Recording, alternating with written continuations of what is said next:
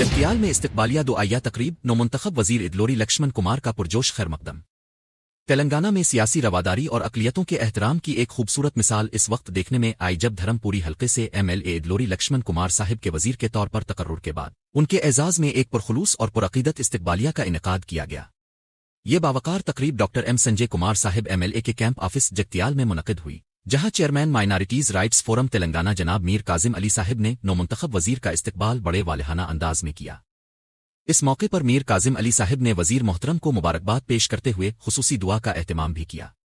उन्होंने कहा कि इदलोरी लक्ष्मण कुमार साहिब का वजीर बनना अक़लियतों के लिए हौसला अफजा इशारा है और वो उम्मीद रखते हैं कि वजीर मौसूफ रियासत में इत्तेहाद, तरक्की और अदल के उसूलों को मजीद फ़रोग़ देंगे। इस तकरीब में मुख्तलिफ बरादरियों से ताल्लुक़ रखने वाले अफराद ने शिरकत की और इस जज्बा खैर सिगाली ने जगतियाल में एक मुस्बत पैगाम दिया कि सियासत का असल मकसद अवामी खिदमत और बाहमी एहतराम है। इस मौके पर सियासी, समाजी और अक़लियती रहनुमाओं की शिरकत से तकरीब मजीद पुरवकार बन गई। ये मनाजिर हमें याद दिलाते हैं कि हकीकी क़यादत वही है जो अवाम के दिलों में घर करे और हर तबके के जज्बात की कदर करे। ऐसे ही मोतबर और मुतासिर कुन खबरों के लिए हमारे उर्दू चैनल को सब्सक्राइब करना ना भूलें, क्योंकि उर्दू सिर्फ ज़ुबान नहीं, हमारी पहचान है।